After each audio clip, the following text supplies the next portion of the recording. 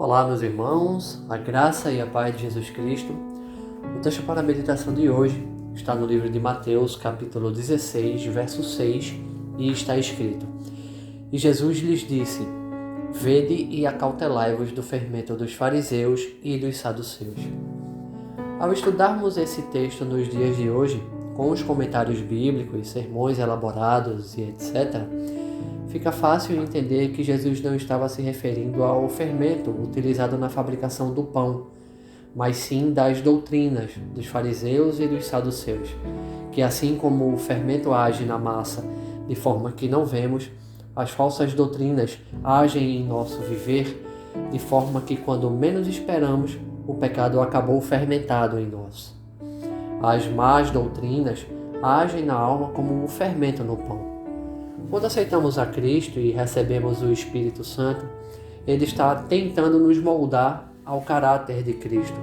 E isso tem uma influência maior sobre nossos temperamentos e conduta, porque o querer e o efetuar vem de Deus. Não é algo que nós possuímos, não é mérito nosso. Mas quando o fermento entra, ou seja, o pecado, então o orgulho, a hipocrisia e a mentalidade mundana que constitui o fermento procuram tomar o lugar do Espírito Santo, resultando no conflito entre carne e espírito. Uma das festas do povo de Israel era a festa dos pães asmos, ou seja, pães sem fermento. Realizado durante a Páscoa, onde o povo de Israel precisava eliminar o fermento de sua casa, o povo nem poderia vê-lo e nem tê-lo. Essas festas têm um significado muito importante, pois a Páscoa representa o sacrifício de Jesus em nosso lugar. Foi o Cordeiro Pascal, nos livrando da culpa e da escravidão do pecado. A figura do fermento é de extrema importância para os judeus. Na preparação para a Páscoa, os judeus limpavam cerimonialmente as suas casas, eliminando todo o resto de fermento e inclusive a menor migalha de pão fermentado. Mas então, o que tem contaminado você? Músicas, comida, sexualidade ou doutrinas de falsos pastores que te conduzem ao engano? Para um bom entendimento da verdade, apenas a palavra de Deus pode iluminar a nossa mente. Ela é a nossa regra de fé e prática, e a comunhão com Deus para nos fortalecer.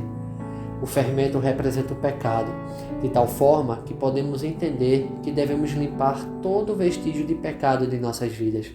Nós devemos levar o pecado a sério e não tratá-lo como se pudéssemos controlá-lo. Não podemos dar brechas. Em todo o tempo, o diabo tenta nos enganar. O engano é algo que tem aparência de verdade, mas não é a verdade. O engano é também aquilo que nos faz desviar do alvo, fazendo-nos distrair com futilidades e com aquilo que desagrada a Deus. Devemos resistir ao diabo com a palavra de Deus e ele fugirá de nós. Está em Tiago, capítulo 4, verso 7.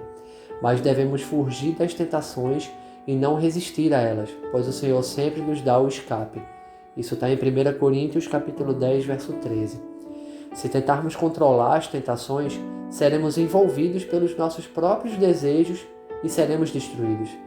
O mal que destrói a vida das pessoas começa em pequenas coisas, pequenos erros. Lembre-se, um pouco de fermento leveda toda a massa.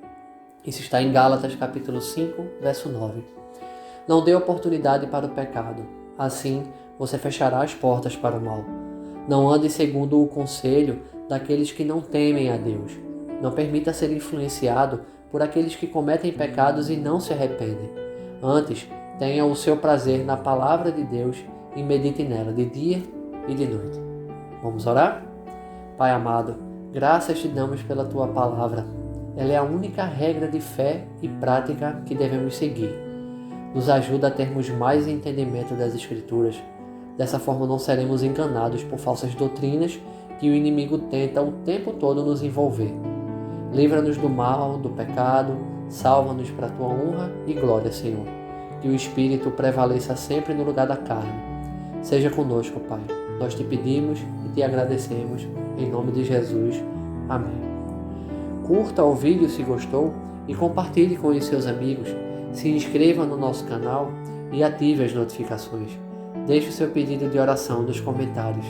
Deus te abençoe.